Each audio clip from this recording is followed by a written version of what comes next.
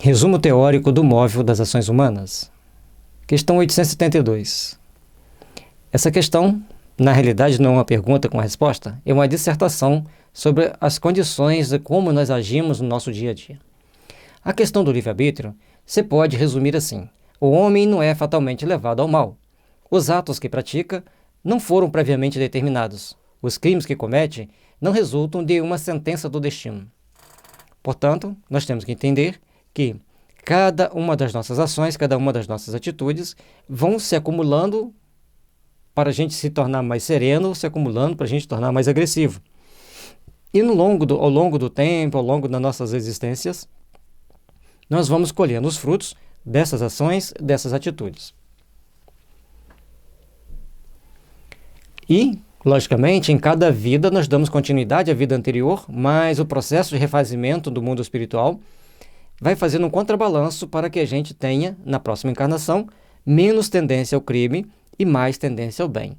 A questão é quem vai estar mais tendente ao crime, mais tendente ao bem. Ele pode, por prova e por expiação, escolher uma existência em que seja arrastado ao crime, quer pelo meio onde se acha colocado, quer pelas circunstâncias que sobrevenham, mas será sempre livre de agir ou não agir. Dentro das provas e expiações, nós somos colocados nos locais mais apropriados ao nosso processo evolutivo. Então, se uma mulher é muito autoritária, age de uma forma muito arbitrária também dentro do lar, ela vai nascer depois num país onde a mulher tem que ser extremamente submissa. Ou é submissa ou entra no chicote. Da mesma forma, um homem muito machista que não quer nem ouvir, nem pensar em ouvir a mulher nas suas colocações, nos seus anseios, ele nasce também como mulher, num país onde as situações são muito complicadas para a mulher. Com isso, vai fazendo um equilíbrio de forças na alma, para que a gente consiga alcançar o objetivo maior da nossa existência. Cada um segundo as suas obras, cada um dentro das suas possibilidades. Existem casos também que a pessoa passa por um tratamento no plano espiritual e reencarna, às vezes o mesmo casal juntos, mas com outras disposições, mas as mesmas tendências. Por isso nós temos que entender a doutrina espírita, que nos mostra a importância de corrigirmos as nossas tendências. Nós demos dois exemplos extremos, um de segunda chance e outro do castigo. Logicamente que nesse meio caminho existe uma infinidade de situações. E além do mais, durante um bom tempo as encarnações na Terra não eram totalmente controladas, eram mais ou menos ao ciclo das vontades, vamos dizer, levados pelas circunstâncias. Não tinha um controle mais rígido da espiritualidade superior como tem hoje. Assim, o livre-arbítrio existe para ele, quando no estado de espírito. Ao fazer a escolha da existência das provas e, como encarnado, na faculdade de ceder ou de resistir aos arrastamentos a que todos nos temos voluntariamente submetido. Cabe à educação combater essas más tendências. Olha essa pequena frase. Cabe à educação combater essas más tendências. Vejamos, a pessoa reencarna dentro de um meio onde ele vai passar por determinadas situações delicadas. Por exemplo, numa comunidade, daquelas comunidades carentes que tem no Rio de Janeiro, onde predominam a violência, o tráfico e tantas outras situações desagradáveis.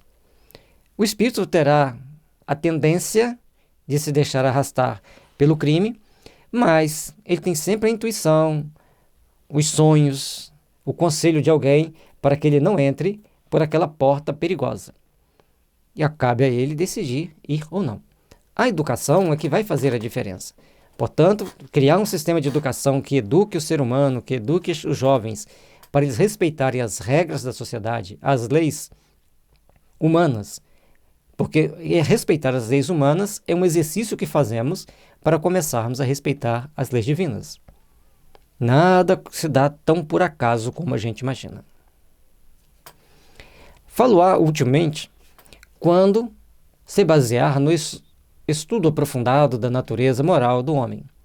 Pelo conhecimento das leis que regem essa natureza moral, chegar-se-á a modificá-la, como se modifica a inteligência pela instrução e o temperamento pela higiene. Mais um conjunto de informações importantes que tem aqui nesse slide. Entender a natureza moral do ser humano, as nossas tendências morais. Tem um livro da Joana de Ângeles que chama O Momento de Consciência. Ele nos dá uma visão, uma ideia muito interessante desta condição, desta situação. Então, é importante nós entendermos isso. E quanto mais a gente entender a natureza do ser humano e entender as nossas reações mentais e emocionais, para a gente entender mais ou menos, uma forma didática, essa situação, se eu chegar aqui e der uma cotovelada nela, ela vai pensar antes da segunda reação. Se eu revidar, ele é mais forte do que eu, qual será a condição? Então a pessoa vai pensar naquela reação. Agora a reação emocional, se eu coloco uma foto para ela olhar aqui, dependendo do conteúdo dessa foto, ela tem uma reação emocional instantânea, fora do controle dela, e a pessoa fica à mercê dessa emoção. E cada um de nós vamos ter uma emoção. Da mesma forma, se eu tomo uma cotovelada, a emoção de quem está assistindo é uma. E a emoção de quem está perto é outra. Se a pessoa que está perto reconhecer-se mais fraca, ela vai ter uma reação emocional amenizada. Se ela reconhecer-se mais forte, ela vai ter uma reação emocional ampliada. Então, na emoção, embora aparentemente nós não tenhamos grandes controles sobre ela, mas a gente racionaliza a força, uma série de coisas. Isso aí é a parte mental. Mesmo que você sinta a emoção de reagir, você rapidamente pensa que não pode e cria aquele bloqueio. A mente, a reação mental, sempre a gente vai pensar se eu faço ou se eu não faço. No emocional, a gente sente. O sentir, sentir-se bem ou sentir mal, sentir excitado ou sentir constrangido com aquela cena, com aquela imagem, você não tem o controle. A intensidade desse sentir vai depender de um conjunto de fatores, um conjunto de situações e onde você estiver. E a emoção que aquela imagem te passa. Todos nós temos essa reação emocional e mental. À medida que a gente se educa, a gente controla as nossas reações mentais. A emocional continua meio que dominando-nos, mas a gente às vezes não vai dar vazão a ela. Certa vez eu vi uma pessoa, um incidente de trânsito no Canadá, era um vídeo que estava circulando nas mídias, a moto veio, deu uma paradinha e entrou para atravessar a rua, a avenida, uma autoestrada de alta velocidade. E nisso que ela entra, um outro carro vinha em alta velocidade e a moto sai toda torta, mas graças a Deus não acontece acidente, e para do lado assim, assustado. E como ele não tinha parado para olhar devidamente para entrar na avenida, ele estava errado. O rapaz do carro parou o carro, deu a ré e perguntou: "Tá tudo bem com você? Você está passando mal? Você está com algum problema? Você precisa de ajuda? Você observou que você teve um ato muito displicente? Eu posso te ajudar?" E ali a gente estava vendo, eu e mais alguns colegas de trabalho, no Brasil já chegaríamos xingando, esbravejando. Então eles colocam, segundo estava a matéria daquele vídeo, lá um processo de educação das pessoas. Se alguém comete uma infração no trânsito que coloca em risco a vida do outro, não briguem. Pergunta como você pode ajudá-lo, porque essa pessoa pode estar precisando de uma ajuda, seja ajuda médica, uma ajuda psicológica, ou simplesmente que você converse com ele ali um pouco para amenizar os estresses. Então, essa parte de instruir e educar é muito importante no nosso processo de evolução aqui na Terra. Logicamente, se você reencarnou no Canadá, você já tinha toda uma predisposição a aceitar as regras de uma sociedade bem organizada, segundo o que a mídia mostra para nós. E se você veio para o Brasil, você sabia também que você tem todas as tendências a corrigir, sabendo de todos os riscos que você corre se você toma uma atitude agressiva ou fora dos parâmetros evangélicos. E com relação à higiene, se você não se educa de se prestar atenção no que você come, no que você bebe, em como você vai se assear no dia a dia, vai estar bem caracterizado pelo seu temperamento. Só recapitulando, na reação mental a gente pensa sobre ela. No emocional a gente sente e dar vazão ou não dar vazão àquilo que a gente sente depende de cada um. O problema que a gente tem que pensar nessas questões, a reação emocional, nós temos que ter o nosso emocional equilibrado, porque Joana de Anjos deixa muito explícito isso nos livros dela. Nós temos que agir e não reagir. Porque quando você age, você pensa, reflexiona em que tipo de atitude você deve ter. Quando você age em função do que o outro te fez. Então, as pessoas que têm equilíbrio emocional, elas agem e não reagem. Então, a gente tem que ficar sempre atento a essa particularidade. E ter esse equilíbrio emocional está muito relacionado com a vivência dos ensinamentos do Cristo. Porque se você agir, você vai pensar e reflexionar se aquilo ali está dentro de um padrão aceitável. Se você reagir, qual que é a tendência? É o olho por olho, dente por dente. Ele me deu a cotovelada, eu vou dar outra nele, ou então vou dar um tapa, o que eu conseguir dar nele. Então, a gente tem que ter muito cuidado com isso, porque isso afeta a nossa vida em profundidade e atrapalha o nosso processo evolutivo. Desprendido da matéria e no estado de erraticidade, o espírito procede à escolha de suas futuras existências corporais de acordo com o grau de perfeição que haja chegado, e é nisso, como temos dito, que consiste sobretudo o seu livre-arbítrio. Essa liberdade, a encarnação não a anula.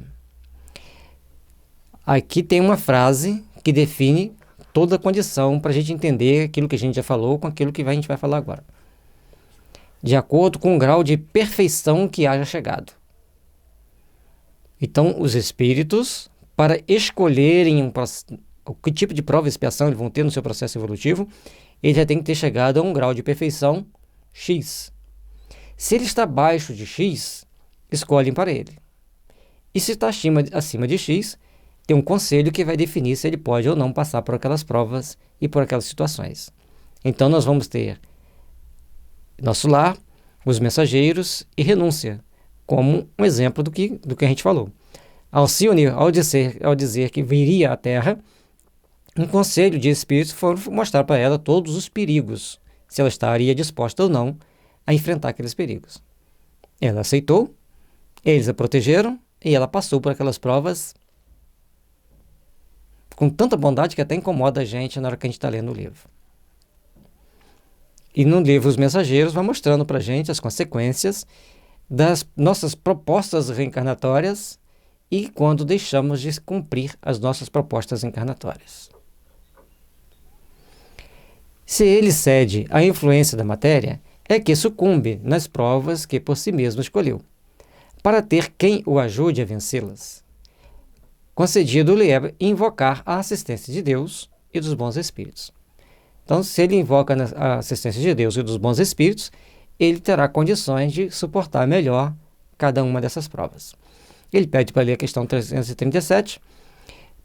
Pode a união do espírito a determinado corpo ser imposta por Deus?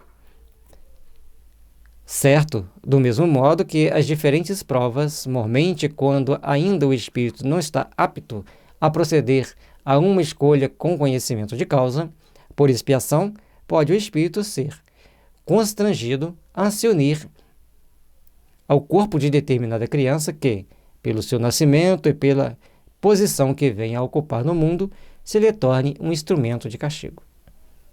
A criança nasce com paralisia cerebral, com a série de condições limitantes para não cometer outros crimes, outros erros. Ou pode ser também um acidente de percurso. Não podemos descartar isso. Mas ele será recompensado depois no plano espiritual. Existe uma série de situações que colocam as pessoas numa ou noutra condição para o resgate, para o aprimoramento, para o autoaperfeiçoamento. Cada um passando pelas suas condições, pelas suas necessidades evolutivas. Sem o livre-arbítrio, o homem não teria nem culpa por praticar o mal, nem mérito em praticar o bem. E isto a tal ponto está reconhecido que, no mundo, a censura ou o elogio são feitos à intenção, isto é, à vontade. Ora, quem diz vontade diz liberdade. Se tem a vontade de cometer tal ato, então você vai ter a liberdade de fazer ou de não fazer. Se você vai para fazer, você arca com as consequências daquilo que você está fazendo. E aí, todos nós temos que saber nos portar diante das situações, diante das condições mais adversas no mundo.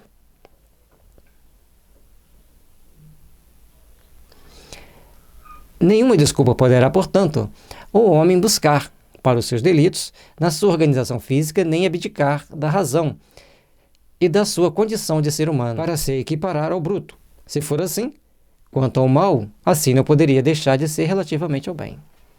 Então, o nosso corpo físico, ele nos dá certas tendências, mas nem todo mundo vai ser violento porque está intoxicado por determinada substância. Por exemplo, 10 pessoas se embriagam. Cada uma delas terá uma tendência após a embriaguez. Um vai ficar mais libidinoso, o outro vai ficar agressivo, o outro vai ficar provocador, o outro vai ficar debochado, o outro vai ficar chorando. Cada um vai expressar o que tem intimamente. Portanto, o ato de beber vai ter alguma coisa em comum para todos. Tira você do centro, tira você dos seus reflexos normais, da sua condição de discernimento. A segunda etapa, as reações emocionais pós-bebida, vai ser inerente a cada um. É importante entendermos por esse lado. Porque essa parte que cada um vai expressar é aquela que ele tem de pior em si. A mesma forma que o de pior em si ou o conflito maior que ele tem em si. Agora, uma pessoa intoxicada por alguma substância química, aquela substância química tem a propriedade de induzir a pessoa a. Por exemplo, uma pessoa intoxicada por flúor, ela vai perder o amor pela família e vai tender a ser promíscua, gostar de atos libidinosos e de festas bem típicas de pessoas libidinosas. Uma pessoa intoxicada por mercúrio, ela tem o impulso de matar a pessoa amada. Ela desconfia que a pessoa amada cometeu algum crime, aos olhos dela, de traição, qualquer transviamento não aceitável dentro da relação, ela pensa em matar. E não raro mata. Uma pessoa intoxicada por alumínio, toda vez que ela vê uma faca, ela pensa em dar uma facada em alguém. E uma pessoa intoxicada por ferro metálico, ele está sempre querendo ser aquele que coordena tudo, que sabe tudo, ou que todos pensem do jeito que ele pense, do jeito que ele acha que deve ser. Então, são características de cada substância, levando as pessoas a ter um determinado comportamento. Ah, eu não acredito nisso. Então, estude um pouco de homeopatia, entenda as matérias médicas, entenda que o remédio só é capaz de curar aquilo que ele é capaz de provocar. Tendo essa lei básica da homeopatia em mente, ao estudá-la, compreendendo os processos kármicos, as tendências espirituais, você vai chegar à conclusão de que o mundo não é mau. O mundo está doente, está intoxicado. Por isso que, na Revista Espírita, Kardec pergunta para o Dr. Moore o que ele acha da homeopatia. E o Dr. Moore diz que ele é uma das teorias dos fluidos latentes que ajudará a humanidade a evoluir mais rápido. Para você evoluir mais rápido, use a homeopatia corretamente. E é muito importante ressaltar também que a pessoa que tem uma mediunidade mais ativa, ela tem que ter muito cuidado com a bebida alcoólica. Aliás, a bebida alcoólica deve ser muito pensada, não deve ser usada assim ao léu. Então, muitas vezes e muitos crimes acontecem também porque a pessoa é médium, ingere a bebida alcoólica, o espírito incorpora na pessoa e aí a pessoa comete crime. Depois, quando acorda, no dia seguinte, nem lembra o que fez. Então, a gente tem que ter muito cuidado, porque muitas coisas podem ser evitadas por causa de determinadas substâncias que a gente ingere. Nós temos, por exemplo, substâncias que algumas pessoas ingerem que pensam que está saudável e que a combinação dessas substâncias pode causar danos bem complicados para a saúde. Um exemplo desses é você misturar o tomate com limão. É uma combinação que não é boa e que afeta violentamente os rins. E, dependendo da pessoa, pode necrosar o rim ou trazer problemas muito sérios decorrente do mau funcionamento renal. E a mesma situação vale para banana com arroz. Usar de vez em quando, uma vez por mês, por exemplo, não é o problema, mas comer todo dia vai trazer complicações. Então, se observe. Quando comer, misturar determinados alimentos, faça uma boa observação. E o médico que escreveu o livro que chama Medicina Natural, ele coloca que às vezes uma substância que você mistura com aquele, por exemplo, com banana com arroz, o feijão já anula um pouco o veneno. Já o limão com tomate, a gente já viu as pessoas passarem por experiências muito tristes, algumas até de perder o rim, por causa de ter esse hábito alimentar. Então a gente aproveita aqui e já dá essa dica. E as pessoas que têm desidrose também não podem comer feijão. Parar de comer feijão some a desidrose. Então nós temos que ter muito cuidado hoje com aquilo que a gente ingere, as consequências daquilo que a gente ingere. Uma amiga, ela estava com problema de dormir no trânsito. Do nada ela dormia por alguns segundos, mas aconteceu algum acidente. E ela foi conversar com o médico, ela é enfermeira, ela conversou com o médico e falou assim, procura intolerância ao trigo na internet.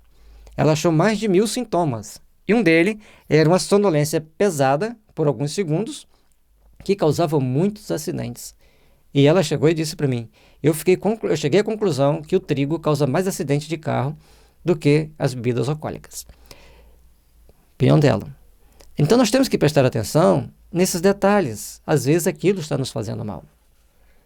Dependendo do que a gente come, vai nos fazer mal. Tem substâncias que se a gente come dá sono. Tem outras, se a gente come, fica elétrico. Eu conheço uma criança, se ele comesse qualquer coisa que tivesse trigo, ele ficava louco, brigava, ficava numa agitação tremenda, tentava subir nas paredes, era uma coisa muito estranha. Até a gente entender que o trigo fazia mal para essa criança, tem as consequências. Então, nós temos que prestar atenção em uma série de situações para não acharmos que tudo é do espírito. E às vezes, certas substâncias químicas estão nos fazendo mal. E o Kardec, logicamente, que é do espírito, porque outros comem e não faz mal.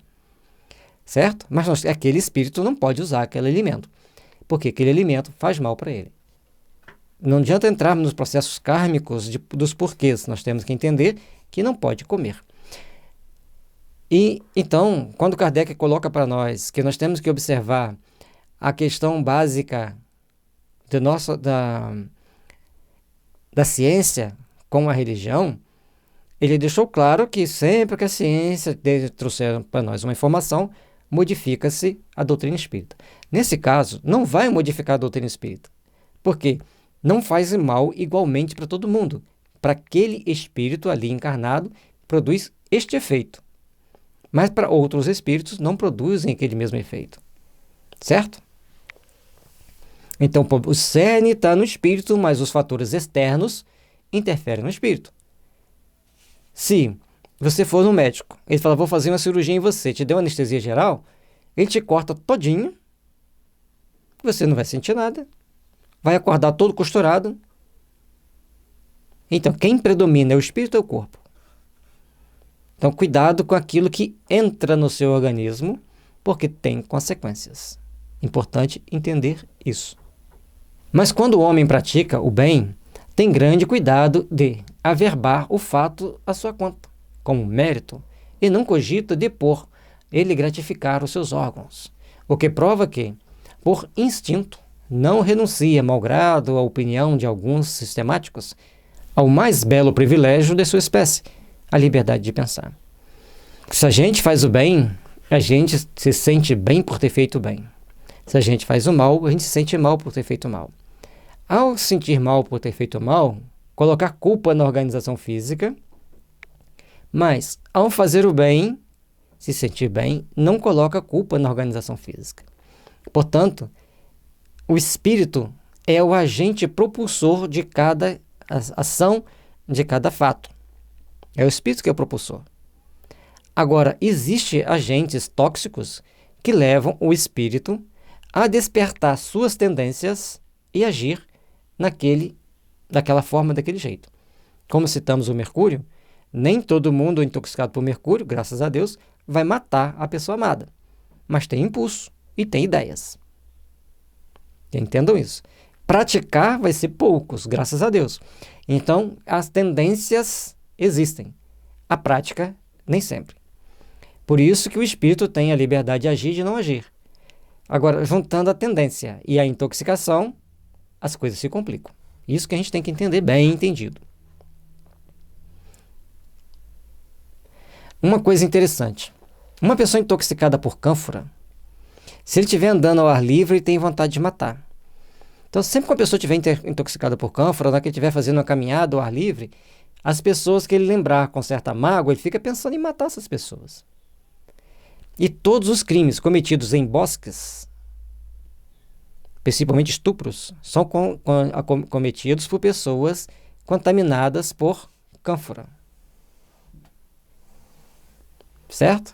Então, são um conjunto de situações que nós temos que entender, que perceber, para agirmos de forma bem coerente com as nossas necessidades, com o nosso ideal espírita, mas também com os nossos conhecimentos técnicos.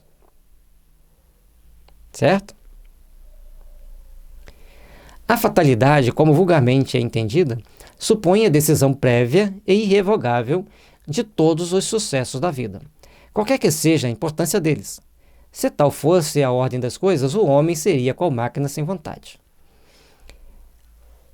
Mais para frente ele vai dizer isso. Tem pessoas que sempre têm sorte naquilo que faz. Então tem um apresentador de televisão que ele fala assim, tudo que eu boto, que eu toco, vira ouro. Eu tenho o dom de dar sorte para as pessoas, de dar sorte, eu tive muita sorte na vida. Nós espíritas sabemos que ele tem a proteção de Paulo de Tarso. Então, logicamente, ele tem aqueles méritos de ter a proteção de Paulo de Tarso e de conseguir sucesso na vida, um compromisso que ele tem com o bem. Mas outros não têm compromisso com o bem, ou não exercem compromisso com o bem. Não vou julgar o apresentador. Se ele fez, se deixou de fazer. O que importa é que existe uma força maior que nos induz, que nos coloca no caminho de realizar determinados feitos. De que lhe serviria a inteligência desde que houvesse de estar invariavelmente dominado em todos os seus atos pela força do destino? Semelhante doutrina, se verdadeira, conteria a destruição de toda a liberdade moral. Já não haveria para o homem responsabilidade, nem por conseguinte, bem nem mal, crimes ou virtudes. Então, nós temos uma inteligência que tem domínio sobre suas ações. Nós temos uma inteligência que tem domínio sobre as atitudes que nós tomamos. Certo? E uma questão interessante sobre as intoxicações, uma pessoa que toma remédio para dormir, ela vai dormir. Existem exceções, claro, mas vai dormir. E pelo menos ela vai ficar meio fora do centro. Então nós temos que prestar atenção em várias situações. Mas não estamos aqui à mercê de um karma ou de uma lei que nos imponha ir por um caminho. Isso é importante. Se nós procuramos nos educar, se nós procuramos nos esclarecer, nós temos a grande chance de sairmos do caminho do mal e começarmos a acender as luzes para o caminho do bem. E a importância de se esclarecer também é até para saber qual decisão tomar. Por exemplo, se você sabe que determinados alimentos fazem mal, enfraquece todo o organismo, então nós vamos evitar aqueles alimentos. É muito importante nós termos o conhecimento para a gente saber que atitudes tomar e que tudo influencia na nossa vida, mesmo as posturas diante dos alimentos. E a gente está colocando aqui sobre alimentos, são fatos da nossa experiência diária, daquilo que nós lemos. Então, se você quer se esclarecer realmente sobre os alimentos, se você quer saber como que faz mal, pega o livro para ler, conforme a gente falou do livro Medicina Natural, vai te trazer as informações que está lá, então a gente está comentando sobre o livro e trazendo as informações que estão lá e da nossa experiência. Conforme falamos do trigo e do feijão, o efeito não é igual para todo mundo. Agora, tem pessoas que vão dormir, outras vão ficar elétricas, que a gente citou os 2 exemplos, e outros vão ter outros tipos de problema, quando ingerem o trigo, e outros quando ingerem o feijão, outros com relação ao alho. Então, prestemos bem atenção. O leite também tem trazido problemas para algumas pessoas, não é para todas. A gente não pode generalizar, mas o que a gente colocou aqui são alguns detalhes de substâncias que interferem no nosso psiquismo, causando-nos ou doença ou alteração mental para um lado ou para o outro, certo? Então vamos procurar entender isso. E lógico, se isso te incomodou, se isso te trouxe um primeiro passo de entendimento, procure obter mais informações a respeito, se inteirar mais do assunto, com pessoas mais especializadas nesse assunto, para que o objetivo nosso é o quê? Que todos entendam que nós temos um espírito. Aliás, nós não temos um espírito, nós somos um espírito. Esse espírito tem reações.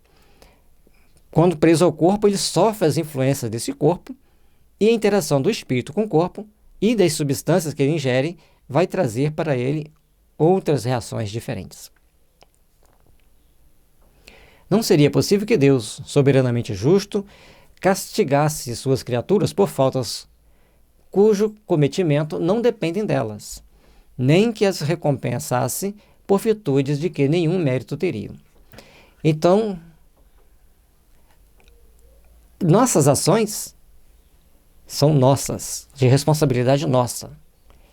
Agora, o que nos levou a cometer estas ações tem seus gravames e seus atenuantes, tanto de acordo com as leis humanas quanto de acordo com as leis divinas. Mas compete-nos procurar nos instruir, tomar conhecimento, deixarmos de fazer isto ou aquilo para o nosso próprio bem-estar, para a nossa melhoria. Demais, tal lei seria a negação do progresso, porquanto o homem, tudo esperando da sorte, nada tentaria para melhorar a sua posição, visto que não conseguiria ser mais nem menos. A partir do momento que a gente entende que nós temos que tomar certas posturas, certas vigilâncias, a gente vai fazer desse jeito, a gente vai agir desta forma e a gente vai procurar dar os passos necessários para o nosso aperfeiçoamento, para a nossa melhoria. Contudo, a fatalidade não é uma palavra vã. Existe na posição que o homem ocupa na Terra e nas funções que aí desempenha, em consequência do gênero de vida que seu espírito escolheu, como prova, expiação ou missão. Ele sofre fatalmente todas as vicissitudes dessa existência e todas as tendências boas ou más, que lhe são inerentes. Se uma pessoa é pintor de parede, está pintando um prédio de 20 andares, ele corre o risco de cair. Então ele tem que ficar muito atento, usar todos os equipamentos de segurança, usar de todos os recursos necessários à sua segurança, para ele estar certo de que não vai cair. Mas se tiver no script provacional dele que o gênero de morte seja cair de uma altura, ele pode cair porque está no previsto. Então um dia ele esquece de botar o cinto, ele esquece de testar se está bem amarrado aquele andaime onde ele está, vem um vendaval, ou seja, acontece alguma coisa que saiu daquele parâmetro de segurança que deve ser seguido e ele cai. Você sabia, para um avião sair do chão, aliás, para você ligar um avião, você tem um livrinho que chama checklist. Você tem que ir seguindo passo a passo naquele checklist e dando um visto, que você viu aquele item, se você conferiu que está funcionando. É um livrinho, às vezes, dessa grossura. Você pensa que chega lá, liga o avião, igual a gente faz no carro, né? A gente entra no carro, liga o carro e sai andando, nem olha para os mostradores ali se está tudo ok. Simplesmente confiamos que vai funcionar. O avião não, você tem que testar item por item que está previsto no teste, para depois você ligar, esperar um tempo de funcionamento para ver se está tudo ok, para depois ele ir para a pista de rolagem. depois ele vai para todo o processo para a decolagem. Não é assim. Ligou, saiu. Até os caças têm todo um procedimento antes deles ficarem na emergência da operação e outro na hora de ligar. Leva um tempo. Não é? Chegou, ligou, entrou e saiu. Só acontece isso em filmes. Na vida real não é assim. Certo? Então, na nossa vida, nós temos que ter um checklist das nossas atitudes, das nossas ações. Posso, devo e como fazer. E o interessante é quando Kardec fala, ele só fatalmente, todas as atitudes dessa existência, todas as tendências boas ou más que lhes são inerentes, o que ele está querendo dizer com isso? Que nós vamos ser testados. Se você tem uma tendência ruim, você tem que passar pela prova para ver se você venceu aquela tendência. Você tem que se esforçar para vencer aquela tendência. Certo? Porque senão, se você não for provado, como que você vai promover uma ascensão para você conseguir, por exemplo, ir para um planeta superior, ou então, quando você desencarnar, ir para um determinado plano espiritual já mais equilibrado? Se você não for testado, não tem jeito. Nós temos um amigo, vamos dizer assim, que é um jovem que a gente faz visita fraterna para ele. Ele tem paralisia cerebral. Ele está sempre rindo, sempre feliz. A gente chega para ele, chama, vai conversar com ele, está sempre rindo, feliz. Ele só conversa por gestos, porque ele não fala, mas sempre feliz. E a gente perguntou para a espiritualidade, por que ele está tão feliz assim? E os espíritos nos responderam. Ele era sniper em várias encarnações. Snipers são aquelas pessoas que saem na frente dos exércitos, observando o terreno, observando a situação, para que o exército possa se deslocar com segurança. E se ele for visto, por quem ele for visto, ele tem que eliminar. Ele mata. E ele treinou a matar, com muita precisão. Foram várias encarnações no exército romano. Inclusive, uma delas, ele foi flecheiro lá para matar cristão. E aí, de repente, ele falou, não quero mais essa vida. Então ele teve a encarnação como policial na França, e se ele visse que uma pessoa fizesse coisa errada, ele tentava, a única coisa que ele pensava era o quê? Eliminar a pessoa. E sempre que ele pudesse ir para um embate, era para eliminar a pessoa. E ele pede então, que ele queria a reencarnação que ele não matasse, em hipótese alguma. E avaliou todas as suas possibilidades, e ele pediu 3 encarnações com paralisia cerebral. Essa é a primeira. Aí ele, sim, durante o desdobramento, ele trabalha muito, segundo os espíritos, ele trabalha intensamente, recuperando e assistindo espíritos que também passaram por essa experiência, ou que vivenciam ainda esses impulsos, essas tendências, para que esses espíritos possam olhar o exemplo dele para procurarem também se educar.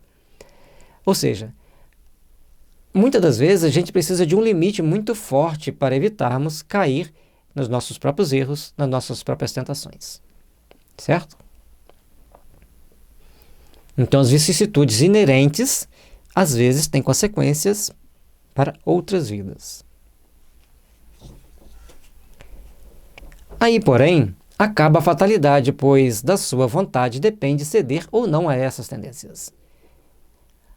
Os pormenores dos acontecimentos, esses ficam subordinados às circunstâncias que ele próprio cria pelos seus atos, sendo que nestas circunstâncias podem os espíritos influir pelos pensamentos que surgiram. E assim a espiritualidade, uma pessoa que tem instintos muito violentos, eles não vão colocá-lo num serviço de segurança pública onde ele pode extravasar essa violência. Vão colocar em outra área onde ele vai ter oportunidade de se educar. E assim cada um vai ficando onde precisa para o devido ajuste, para a devida autoeducação. Influem os espíritos em nossos pensamentos e em nossos atos? Muito mais do que imaginais. Influem a tal ponto que de ordinário são eles que vos dirigem. Muitas das vezes essas pessoas vão estar sofrendo a influência de espíritos, seja que eles mataram, ou seja que gostam de matar também. Conforme citamos o caso do sniper. E cada um de nós vamos caminhando segundo as influências espirituais que recebemos.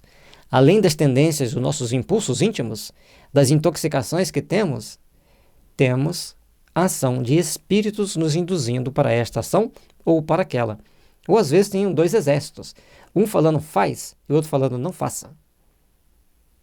Então, a gente tem que saber escolher. Essa escolha que vai definir em qual caminho da evolução você está. E não é muito simples, tá? A fatalidade, portanto, nos acontecimentos que se apresentam, por serem estes consequências da escolha que o espírito fez da sua existência de homem. Pode deixar de haver fatalidade no resultado de tais acontecimentos, visto ser possível ao homem, pela sua prudência, modificar-lhes o curso. Nunca há fatalidade nos atos da vida moral. Aí é que vem um detalhe muito importante. Então, a fatalidade existe, por exemplo, a pessoa tem que morrer, o gênero de morte dele será um acidente. Aí ele começa a andar de carro a 120 por hora, 180. Aí vai arrumando todos os recursos para fugir das multas. E as pessoas falam, para que você anda tão correndo assim? Ah, mas é gostoso. Ah, mas eu não aguento andar devagar. E um dia ele desencarna por um acidente fatal. Suicídio. Foi antes da hora? Foi imprudência. A fatalidade estava em morrer no acidente. Agora, o dia de morrer no acidente era diferente. Então nós temos que ter esse cuidado. Entra dentro de um barco, o gênero de morte é morrer afogado. Aí entra, o barco que é para 6 pessoas, entra 10. Consequências da imprudência, morreu antes da hora, não tinha a devida vigilância, a devida atenção com a situação em que deveria estar. Então, a gente tem que ter muito cuidado. Prudência e canja de galinha não faz mal a ninguém. Tudo sendo usado com moderação vai prorrogar a nossa vida aqui na Terra, vai atenuar a ação e reação. Agora, com relação à vida moral, você tem a tendência a bater em alguém? Não é ético e nem é moral dentro da nossa sociedade você bater em alguém. Então, a ação de bater, você pode ter um impulso, mas você tem que saber se conter, porque aí não há fatalidade. Assim como outras ações de desrespeito ao outro, das mais variadas situações. Certo? Ceder ou não a um galanteio depende da sua força moral. Assim como o impulso de galantear a mulher alheia ou o homem alheio também vai estar dentro dos seus impulsos morais. Você pode pensar em fazer, mas o seu bom senso, a sua dignidade moral vai dizer não faça. Então, são pontos que nós temos que repensar sobre ele. No que concerne à morte, é que o homem se acha submetido em absoluto à inexorável lei da fatalidade. Por isso que não pode escapar à sentença que lhe marca o termo da existência, nem ao gênero de morte que haja de cortar a esta o fio. Então, o gênero de morte, você tem que ter cuidado. Se é por acidente, tome todas as prudências. Como a gente não sabe, devemos ser prudentes em tudo. O que a gente for fazer, façamos com prudência. Eu trabalho com uma máquina muito perigosa. Bom, se o seu gênero de morte for um acidente, fique atento diante dessa máquina perigosa. Aí você vai para uma festa, chega em casa às 4 da manhã para levantar às 6 e vai mexer com essa máquina perigosa? Toma uns goró, vai mexer com essa máquina perigosa? Então nós temos que prestar atenção. E se onde nós trabalhamos temos um risco, então nossas ações têm que ser cuidadosas para evitarmos aumentar esses riscos. Segundo a doutrina vulgar, desses mesmo tiraria o homem todos os seus instintos que, então, proviriam da sua organização física, pela qual nenhuma responsabilidade lhe toca, ou da sua própria natureza, caso em que lícito lhe fora procurar desculpar-se consigo mesmo, dizendo não lhe pertencer a culpa de ser feito como é. Muito mais moral se mostra, indiscutivelmente, a doutrina espírita. Então, nós temos certos impulsos naturais da nossa herança genética e da nossa herança espiritual. No livro Homeopatia, Tratamento para o Espírito e para o Corpo, você vai encontrar bastante informação sobre essas tendências do homem e os fatos da sua vida. Como, por exemplo, as nossas doenças, elas têm o tripé. O que você trouxe de outra vida, o que você herda dos seus pais e o que você gera e adquire. Em tudo na nossa existência vai passar por esses tripézinhos, tá? O que você trouxe da vida passada, o que você herda dos seus pais e o que você gera e adquire.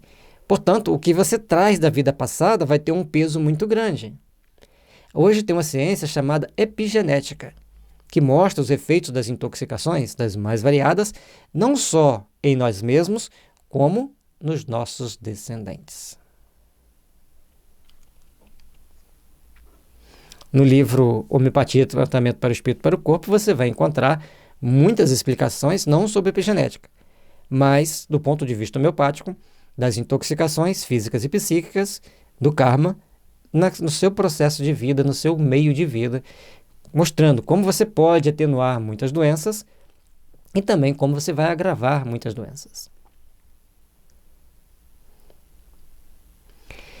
Ela, a doutrina espírita, admite no homem o livre-arbítrio em toda a sua plenitude e, se lhe diz que praticando o mal ele cede a uma sugestão estranha e má, em nada lhe diminui a responsabilidade, pois lhe reconhece o poder de resistir, o que evidentemente lhe é muito mais fácil do que lutar contra a sua própria natureza. Resistir às nossas tentações, resistir os nossos impulsos é fundamental para crescermos e nos aprimorarmos. Agora, tudo tem um limite, certo? Há tempos mostrou um vídeo de um menino, ele era bem grande, forte, e todos faziam bullying com ele. Chegou um dia que ele olhou para o menino assim e falou assim, chega. Deu um safanão nele, pegou ele e jogou no chão. Ele era muito maior e bateu no segundo que veio. Aí, como tinha câmera de segurança na escola, fez aquele auê, a imagem viralizou pelo mundo todo e todo mundo debatendo. E eu pergunto, por que quando ele estava sofrendo bullying, calado, não viralizaram também as imagens para provocar um outro debate e evitar aquele caso extremo? Que o menino que ele bateu saiu muito machucado. Ele era bem maior, era bem forte. Então, nós temos que prestar atenção. Nós temos que nos vigiar para a gente saber que não podemos agredir o outro. E com relação ao bullying, hoje assusta o mundo, porque as vítimas de bullying tomam ações e atitudes perigosas, dos mais variados níveis. A gente que estuda homeopatia tem um remédio chamado natro muriático, que é um remédio para essas mágoas que a gente guarda assim no dia a dia, e também tem o remédio chamado cálculos renales, que é um remédio para tratar pedra nos rins. E mostra quanto as pessoas carregam consigo no seu íntimo traumas acumulados, mágoas acumuladas e que causam problemas, principalmente cárie no dente. Então nós temos que começar a entender o mundo por um outro prisma. E as pessoas mais perigosas, que não gostam de fazer caridade, ou fazem caridade para se dar bem, e têm muito sintoma de nato muriático.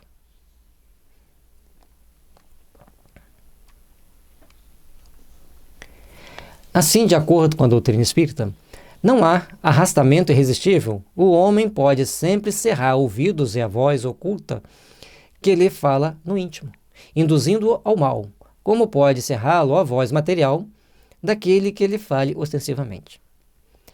Veja bem, você está andando na estrada. Aí você começa a acelerar o carro para alta velocidade. Muito comum nos dias de hoje. Carro potente, a estrada está reta, aí você vai acelerando, acelerando. Aí vem aquela intuição assim, estou andando muito acima da velocidade, eu devo reduzir. Aí você fala, deixa eu curtir minha velocidade aqui. E vai. Agora, se a pessoa fala para você assim, reduz que ali na frente tem um guarda e vai te multar. A pessoa reduz na hora. Então, veja bem, quando Kardec fala da vontade, isso é muito mais complexo do que a gente imagina. E esse exemplo é bem típico, muito comum. A pessoa quer andar a 150 numa estrada que é para andar a 100. Se ninguém está olhando, eu vou andar a 150. Mesmo ele sabendo que Deus está vendo, o seu protetor está vendo, e a sua consciência está falando, reduz, reduz, reduz, reduz, ele vai. Certo? E aí, acaba indo. Agora, se chega e fala assim, na frente tem um radar, ou ali na frente tem um policial, aí a pessoa reduz. Portanto, é possível ouvirmos a voz da intuição, a voz da consciência, com disciplina e educação. A gente tem que se disciplinar e se educar para ouvir a voz da consciência. Porque se a gente ouve a voz ostensiva de alguém nos avisando de um perigo ou de uma possível punição, então nós temos que ouvir a voz do coração quando nos diz: não faça isso, não vá cometer tal ato. Pode-o, pela ação da sua vontade, pedindo a Deus a força necessária e reclamando para tal fim a assistência dos bons espíritos. Foi o que Jesus nos ensinou por meio da sublime prece, que é a oração dominical, quando manda que digamos: não nos deixeis sucumbir à tentação, mas livra-nos do mal. A partir do momento que a gente já tem que entender que temos que pedir a Deus para não nos deixar sucumbir à tentação e nos livrar do mal, é porque nós temos a tentação e nós temos a tendência a fazer o mal ainda. Não foi à toa que Jesus deixou isso para a gente. Portanto, a oração do Pai Nosso é tão importante. E aqueles que são dialogadores, está conversando com o Espírito, sempre faça um Pai Nosso, sempre faça uma oração pedindo perdão, resistência ao mal e sempre pedindo fazendo mentalizações para aquele Espírito entender a importância de fazer o bem, entender a importância de ele ser filho de Deus. E a oração, ela é essencial para todos nós em todos os momentos. O momento que você tem vontade de agir, de reagir, aliás, né, a uma ação que o outro fez com você de forma negativa, de forma grosseira, se você parar ali segundos e buscar fazer uma prece, centrar, você não vai ter uma atitude impulsiva. Você não vai ter uma atitude grosseira no nível do outro ou pior. Então a oração, ela é um recurso de forças que nós não temos a dimensão do que a oração pode fazer na vida das pessoas. Quando você tem uma pessoa, que você tem uma inimizade, que vocês não se entendem, se você começar a fazer preces para a pessoa, orações com amor, com carinho, a gente vai observando que aquela pessoa vai modificando conosco. O comportamento dela vai suavizando. Ela consegue nos ver de uma maneira diferente. Mas isso tem que ser feito com amor. Compreender que se o outro está agindo de forma errada para conosco, está sendo grosseiro, é porque ele não está bem. Se ele estivesse bem, ele não estaria agindo dessa forma. Ele precisa de ajuda, ele precisa de oração, ele precisa de uma energia contrária à que ele está enviando para nós. O dia que nós entendemos essa potência que é a oração e que o outro, na maioria das vezes, ele é mais frágil do que mal, isso está sendo colocado no livro Boa Nova por Jesus, falando com os discípulos, nós vamos conseguir realizar muitas mudanças em nós e vai refletir no outro também. Essa teoria da causa determinante de nossos atos ressalta com evidência de todo o ensino que os Espíritos han dado. Não só é sublime de moralidade, mas também, acrescentamos, eleva o homem a seus próprios olhos. Mostra-o livre de subtrair-se a um jugo obsessor, como livre é de fechar sua casa aos importunos. Logicamente, quando se trata de uma obsessão, tem forças mais perigosas, muito mais delicadas envolvidas. Mas é uma comparação para nós buscarmos nos fortalecer e buscarmos ter a coragem de sairmos de determinados processos obsessivos, que depende muito mais de nós do que dos outros. Vamos nos vigiar, vamos nos policiar para melhor agirmos, para melhor construirmos um amanhã. Ele deixa de ser simples máquina, atuando por efeito de uma impulsão independente da sua vontade, para ser um ente racional, que ouve, julga e escolhe livremente de dois conselhos um. Mas determinados espíritos encarnados e espíritos encarnados num processo de obsessão têm ações quase simbióticas. É difícil saber quem pensou primeiro. Ambos pensam junto. Então a tendência mais perigosa é do encarnado.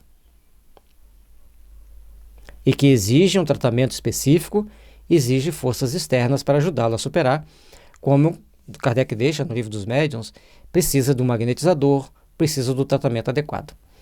Admitamos que, apesar disto, o homem não se acha privado da iniciativa, não deixa de agir por impulso próprio, pois que, em definitiva, ele é apenas um espírito encarnado que conserva, sob o envoltório corporal, as qualidades e os defeitos que tinha como espírito. Portanto, quando a gente falou do processo simbiótico, aqui está bem esclarecido, a tendência do espírito encarnado mais a tendência do espírito desencarnado se somam, trazendo os problemas que a gente vê dentro da sociedade, no nosso cotidiano de dia a dia. Consequentemente, as faltas que cometemos têm por fonte primária a imperfeição do nosso próprio espírito, que ainda não conquistou a superioridade moral que um dia alcançará, mas que nem por isso carece de livre-arbítrio. Para nós termos uma integridade ética e moral de um Chico Xavier, Irmã Dulce, Madre Teresa, Francisco de Assis, Jesus, nós vamos levar algum tempinho. Mas não podemos falar assim, quando eu tiver naquela condição eu faço. O futuro começa hoje e o amanhã depende do agora. Comecemos, pois, a edificar a força moral em nós para conquistarmos amanhã aquilo que já deveríamos ter conquistado talvez há muitos séculos atrás.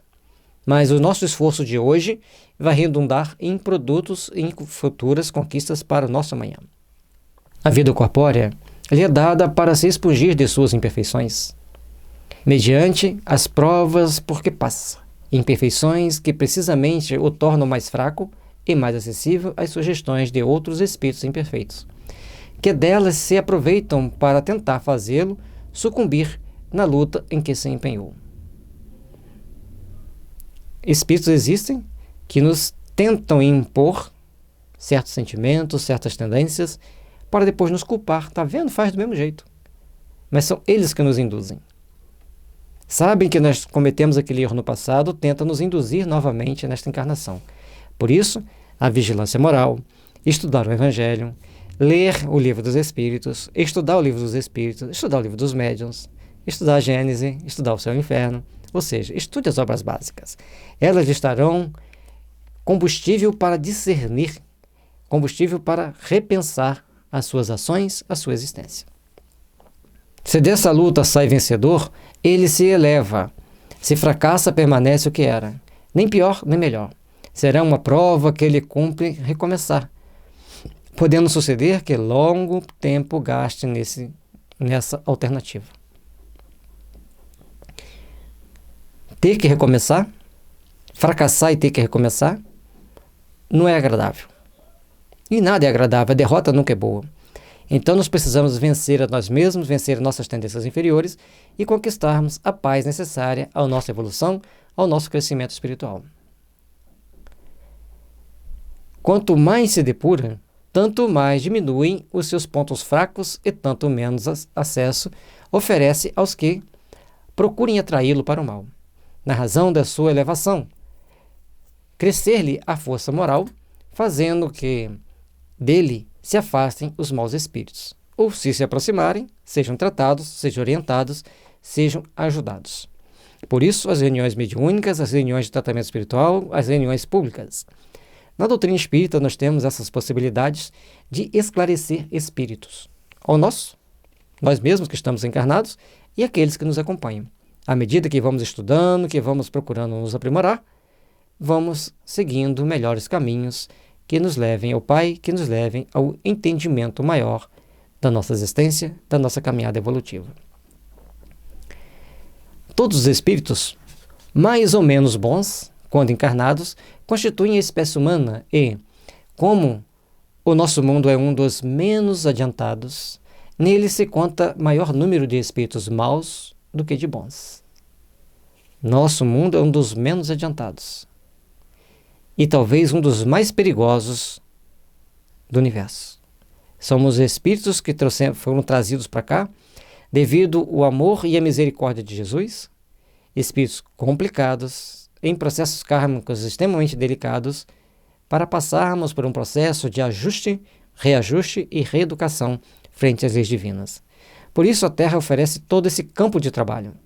todos esses educandários de almas, todos esses processos de tratamento que nós temos no universo, na Terra, nesse universo Terra, para nos aprimorarmos. Cada país, cada região, cada situação é um processo de reeducação de almas. Tal razão porque aí vemos perversidade. Façamos, pois, todos os esforços para este planeta não voltarmos após a presente estada, e para merecermos ir repousar em mundo melhor, em um desses mundos privilegiados, onde não nos lembraremos da nossa passagem por aqui, senão como um exílio temporário. Conseguir sair da Terra hoje para um planeta inferior é um que é mais fácil. Para um planeta superior, só se você for lá fazer um curso para voltar a ajudar os que ficaram aqui. Porque a Terra chegou no momento em que ela sai do processo de prova e expiação e entra mais efetivamente na regeneração. Mas entrar na regeneração significa educar bilhões de espíritos, ainda presos muito mais na maldade do que na bondade. Portanto, a Terra regenerada, a Terra em regeneração, vai exigir muito mais daqueles que já entendem as leis divinas, já entendem as leis espirituais, para esse processo de educação de almas, para esse processo de edificação de espíritos, para caminharem rumo à luz, caminharem rumo à eternidade. Parte 3ª da Lei de Liberdade, capítulo 11, da Lei de Justiça, de Amor e de Caridade. Justiça e direitos naturais. Direito de propriedade, roubo. Caridade e amor do próximo. Amor materno e filial. Esse e outros livros você pode encontrar no site da FEB Editora, www.febeditora.com.br. Visite esse site ou procure ali este e outros livros que seja da sua preferência. Procure se instruir. Adquirir conhecimentos espirituais é fundamental para a nossa jornada evolutiva, principalmente lermos e estudarmos as obras básicas.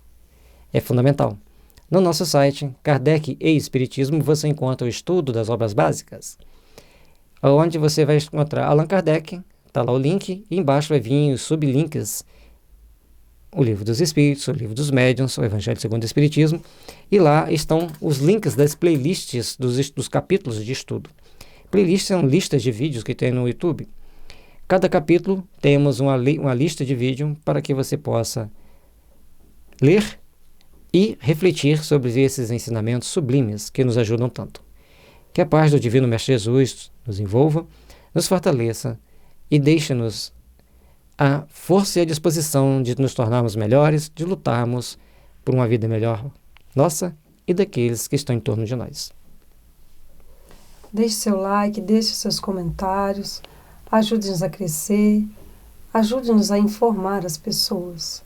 Que a paz e o amor de Jesus possa nos envolver.